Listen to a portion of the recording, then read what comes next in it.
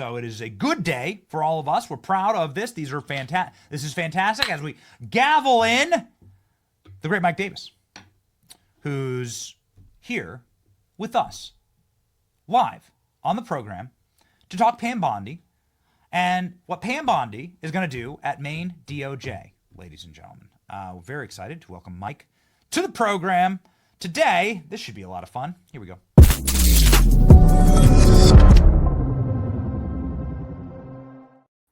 Oh, Mike, looks like you got your inauguration haircut. Looking sharp, brother.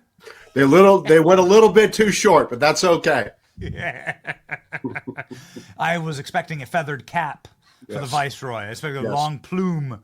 Yes. But, hey, amazing times yesterday with the Pam Bondi hearing. Adam Schiff getting completely bitch slapped and humiliated in front of the entire country. We promised you, ladies and gentlemen, Adam Schiff sleeping. And so I'm not a liar, so I'll show you here. Here's Adam Schiff actually falling asleep in his own committee hearing. This is how much Schiff actually cares. Yeah, there were a lot of Democrats that got smacked around a bit yesterday. Mike, I'm sure you were watching. Your former boss, Chuck Grassley, chairing the committee. And it was a great showing for Pam Bondi, at least as far as we were concerned. Your takeaways, Mike?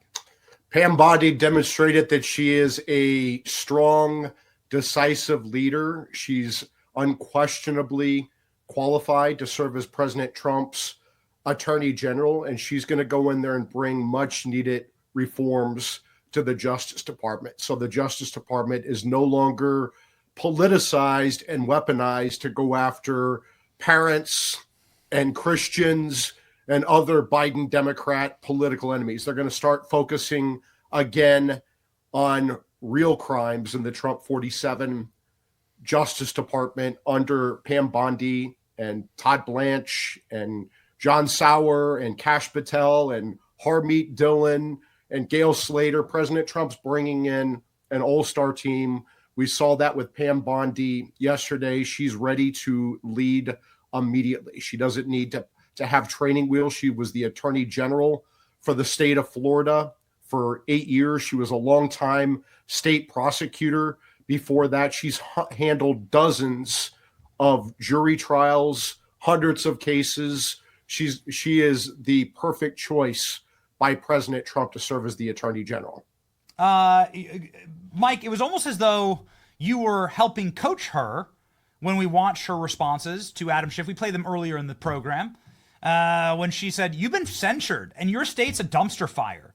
And you're clearly not letting me talk. This is exactly why everybody in Congress hates you and why your humiliation here. You also leaked the Nunes memo, which is illegal, which was pretty fiery. It's a different type of candidate for these positions. This is not the way that Jeff Sessions behaved.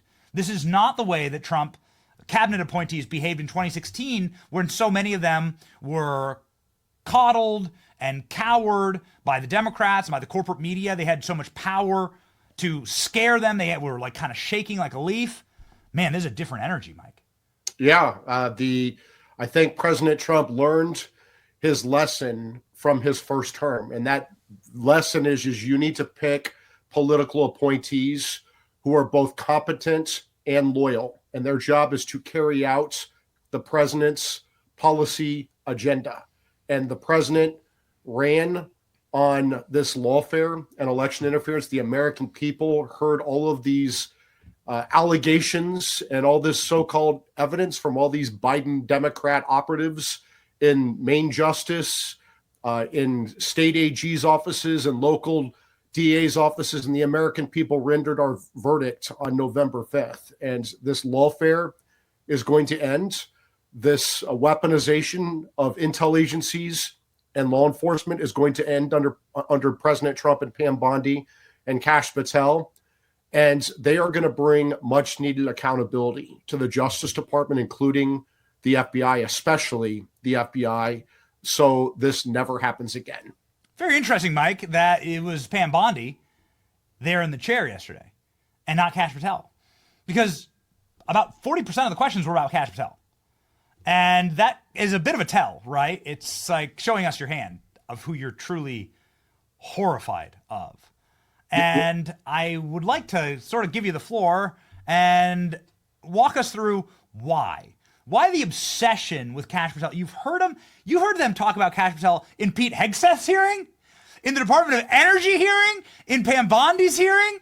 Dude, is Kash Patel in the room with us right now? Show us on the doll where Kash Patel hurt you. What's going on here, Mike? Well, I mean, if I were these Biden Democrats who ran this illegal criminal conspiracy against their political enemies, including parents and Christians who are apparently the Biden Democrats' political enemies, which is just sickening in itself, I would also be fearful of people like Pam Bondi and Todd Blanche and John Sauer and Kash Patel and Harmeet Dillon, because this is not going to fly under the Trump 47 Justice Department, that the FBI is sent after parents outraged by gender chaos in schools and the resulting rapes in high school bathrooms because of the gender chaos. The FBI is not going to be deployed to go after Catholics who the FBI thinks are too Catholic, right? So we saw that in Richmond. We're not going to have the FBI locking up Christians, including a 75-year-old Christian, for praying at an abortion clinic, while the Justice Department, including the FBI, gives amnesty to their political allies and goes and throws the book at their political foes. It's not going to happen, and I think that's why they're fearful. I would be particularly fearful if I were Obama, Biden, Hillary, Clapper, Brennan, Jay Bratch, Jack Smith. I would be particularly fearful of when Kash Patel uncovers Crossfire Hurricane. He's already started to do that. In the first term, he was the key behind uncovering Russian collusion hoax, Crossfire Hurricane. Remember, they got that declassified, and President Trump was going to release that the day before he left office. They declassified Crossfire Hurricane the day before they left office, and then the FBI, the intel agencies, ran to Mark Meadows, the White House chief of staff, and said, "You can't release this. You haven't done a Privacy Act review. You're going to commit a crime. You're going to reveal sources and methods if you don't do a Privacy Act review." So they said, "Do your Privacy Act review and get this out." Well, guess what? They didn't do the Privacy Act review the day Trump left office and got that out. They did the Mar-a-Lago raid instead to go get back Crossfire Hurricane. So I would be very fearful if I were any attorney, prosecutor, agent, witness, Democrat operative who had any involvement whatsoever on Crossfire Hurricane. So you name dropped Barack Obama there. Do you think that there is implications and culpability for the former president, who seems to be very cozy with Trump? Hey, buddy, hey, pal, let's make a secret handshake here at the funeral of Jimmy Carter, possibly because he has so much to lose? Is that what you're saying, Mike?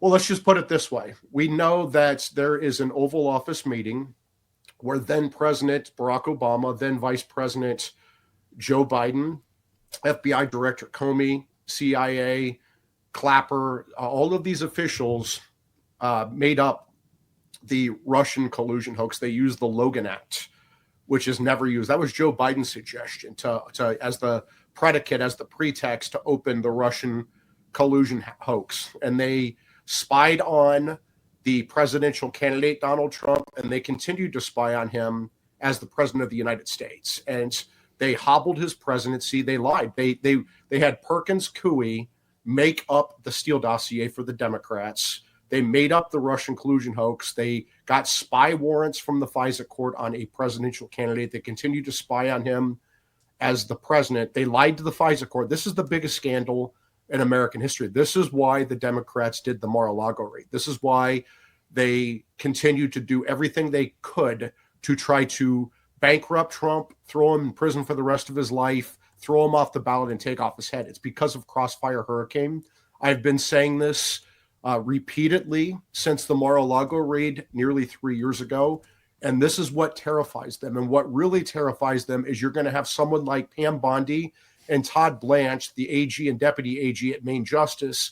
And then you're going to have a highly skilled national security operator with Kash Patel at the FBI. So buckle up. This is what's coming. And the American people are going to see the biggest scandal in American history, where our intel agencies and law enforcement were politicized and weaponized to take out Donald Trump. What it goes back to is Hillary had her illegal home server as Secretary of State with our nation's most classified secrets. But more problematically is it had her pay-for-play foreign bribery schemes with the Clinton Foundation. She was the Secretary of State. The Clinton Foundation would take millions of dollars from shady foreign actors. And was she doing favors as Secretary of State in exchange for those donations to the Clinton Foundation that underfunded the Clintons' lavish lifestyle? Probably. Maybe that's why she bleach bitted the server and she destroyed the phones with a hammer, right? But maybe, just maybe, our foreign adversaries like China and Russia had hacked that server and had a copy, and they were worried that was going to come out before 2016. Hence why they made up the Russian collusion hoax, so they can say it was a campaign dirty trick by Trump. That's incredible. I mean, it really is remarkable to go back. I mean, you are talking almost 10 years ago. You actually are talking 10 years ago and beyond. So the memory of many people are about the length of a gnat's lifespan. But this happened, and it would be really nice to have some actual reporting on it from the Department of Justice. Could that happen? I mean, I know that statute of limitations, I'm not sure if you could actually throw Hillary in jail. I'm not sure that there's an appetite for that. I don't know. But it sure would be nice to get maybe an investigation into what was actually like a fair investigation, not one run by cover-up artist James Comey on the Clintons. It would be just to have transparency, to say this is what happened. It'd be great to see that, Mike. Yeah, and remember, this is an ongoing criminal conspiracy, so the statute of limitations hasn't even begun to start tolling, because in order for the statute of limitations to start tolling on a conspiracy, the conspiracy has to end, and it's ongoing. There's an ongoing cover-up. That was the point of the lawfare against Trump. They tried to destroy him legally, politically, financially, because of Crossfire Hurricane. They know when he goes back into the White House, he's going to finish the job that he started at the end of his first term, and he's going to take those declassified Crossfire Hurricane records and make them public. And that's what they're terrified of. This is some really impressive moves that have been happening here across the Senate and the House. Mike Rogers was kicked off the Intelligence Committee. Pam Bondi, it seems like she's sailing through. Everyone's scared of cash. This is like, I mean, Mike, this is like your dream come true that's happening right now in Washington, D.C. Have you pinched yourself yet, dude? Well, I mean, we're making it happen. At the Article 3 project, we're not dreaming, we're doing. We have tens of thousands of people contacting their home state senators and lighting them up and giving them an attitude adjustment. Remember, with both Pete Hegseth and Kash Patel, when President Trump picked both of them, the very smart people in Washington on both sides of the aisle said, these nominations are dead on arrival. And then the Article 3 project did a shock and awe media campaign. We went on your show, Ben, quite a bit, and other shows, and we got people to go to our website, article3project.org, and take action. And then it's very easy. You take action. Our website connects you to both of your home state senators, makes phone calls to them for you, sends them emails from you to them, and lights them up on social media. And it's amazing that when you have around 30,000 Americans taking nearly 100,000 actions with their home state senators, other senators don't matter, really. It's your home state senators that gets their attention. When you have constituents calling and emailing your office as a senator, that gets your attention, and that gives you an attitude adjustment. And so we have made the Senate understand that both Pete Hegseth and Kash Patel are qualified. The president gets to pick his own team. He doesn't pick Senate staffers, and they don't pick his, so long as they're qualified. And if someone's going to say that Pete or Kash are somehow disqualified because of personal misconduct or other reasons that makes them where they don't have the present character and fitness to serve, it's the burden on the accuser to come forward with clear and convincing public testimony and other evidence to say they're disqualified. Put up or shut up. We're not doing the Me Too presumption of guilt. We're not having nut jobs like Christine Blasey Ford make anonymous allegations, come publicly testify. And, for example, if a nominee raped a woman 5 years ago, they are disqualified. But that didn't happen. So, you need to, we don't have the Me Too presumption of guilt. We have the American presumption of innocence. We're done with that BS. I ended that during the Kavanaugh fight. So you're welcome, America. I know I'm going to be getting civil rights awards from from all the left, but here we are. Yeah. I very much look forward to your Women's March speech, Mike. I really love it. It's gonna be really fun to watch you take the podium and to tell every screaming leftist in Washington, D.C.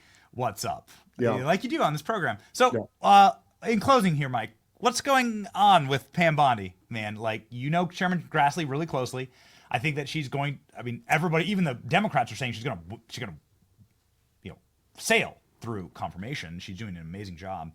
What's going to happen day one, and more importantly, given her testimony yesterday, talking about January 6th, saying that she's going. I know this is an issue that's near dear to your heart.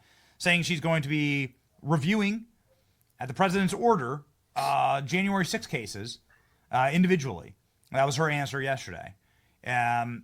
Your take on that? What do you think some of the first steps should be for Pam Bondi? And then can you zoom in on the January 6th question for pardons? Pam Bondi is going to be outstanding. As you saw at her hearing, she's strong, decisive, bold, fearless, very experienced. She's not going to take any nonsense from anyone. She's going to follow the law and wherever the law leads. And she's not going to politicize and weaponize the Justice Department like Biden has done to his. Pam Bondi's going to bring accountability. She's going to bring reforms to the Justice Department, so the Justice Department gets rid of its bad actors, its political operatives who have politicized and weaponized the Justice Department against political enemies, including the Biden political enemies of parents and Christians. Let that sink in. Parents and Christians are the Biden Democrats' enemies. There's going to be accountability, and then the Justice Department is going to focus on what it should be focusing on, which is protecting Americans from violent criminals, especially illegal immigrant gangs. So January 6th, where are you on pardons? How should the Trump administration approach? Look, I mean, what I've said all along is I think that the president, January 6th was a lawful protest that devolved into a riot, right? And there are three categories of people who were there that day. There were people who were there peacefully, and even if you think they're wrong or crazy, they have a First Amendment right to be there. That was the rally was permitted by the National Park Service. There were people who trespassed into the Capitol, and those people should have been charged with trespass. And then there were people who were violent, and those people should have been charged more harshly. But the Biden Justice Department lumped all of these people together and said that they were insurrectionists, even though no one was charged with insurrection because it didn't happen. How many insurrectionists go unarmed into a nation's capital, get to the Senate floor, walk through velvet ropes, and not burn down the damn place? It was a riot, right? It was a protest that turned into a riot, and people were politically persecuted by the Biden Justice Department. And I say that not lightly. It was the Fisher decision by the Supreme Court last June that said the Biden Justice Department essentially contorted, politicized, and weaponized a post-Enron obstruction of justice statute intended for corporate fraud to go after political enemies. So what I would advise President Trump to do, and I've advised this very publicly, is pardon almost everyone. If the Biden Justice Department is going to set free and give amnesty to the much more deadly and destructive BLM rioters, I don't want to hear people crying about January 6th. I just don't give a damn, right? So pardon almost everyone. And the people who were violent towards police officers should be punished, but they should not be punished as harshly as they've been punished. No one deserves 22 years in prison for what happened on January 6th. So you commute those sentences. But guess what? After Joe Biden pardoned his son Hunter and Joe Biden freed child rapists and murderers from death row, I just don't give a damn anymore what anyone says. If Trump pardons every last one of them, I'm not gonna lose a second of sleep. Just because you name dropped it, we talked about this earlier in the show, Mike. I just couldn't believe this. It's Hunter Biden sitting in the White House last night for Joe Biden's farewell address.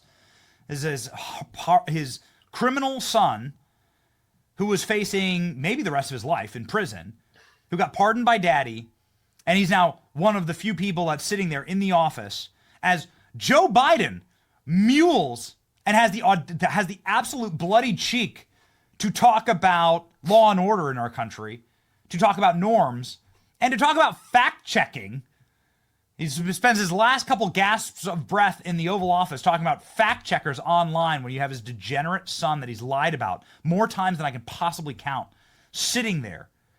Just since you've gone off on this program before, your takeaway when you see an image like this, the final note from the Biden regime? I haven't been crazy enough yet, so I will go there for you, Ben. I would say to Hunter Biden, you are like a 54-year-old man, and you're a man child. You're hanging out with your dad at work. It's like bring your 5-year-old son to work day. This guy is such a degenerate loser. He should be in prison. He was the bag man in every sense for the Biden family. He was the bag man all around, but he was the bag man who brought in tens of millions of dollars from our worst enemies to fund the Bidens, right? Clear foreign bribery, clear honest services fraud, clear corruption. This doofus loser is hanging out in the Oval Office with the president of the United States. Where are the other kids? Why is it just Hunter Biden? Where are Joe Biden's other dirtball scumbag kids? It's unbelievable that Hunter Biden is hanging out. This guy should be hanging his head in shame. And when he's not hooking up with his niece, this scumbag is hanging out with his dad in the Oval Office. I mean, what a freaking dirtball. My one warning, not that anybody heeds them, but my one warning would be, please, as soon as you possibly can, scrub the place for little baggies of cocaine, because I'm sure that's going to be the Russiagate 2.0. They're going to hide little bags of cocaine all over the White House. Maybe that's what Hunter was doing, Mike. Have you ever thought about that? Maybe that's the op this time. It's lower in sophistication, but they've already tried it once. Maybe that's the op, right? And pin that on Trump. You never know. Here, preparing for this interview, Mike, we have a photo of Joe Biden with a secret tissue box underneath his desk. So maybe Joe Biden, this is what Joe Biden has when he watches your clips from my show.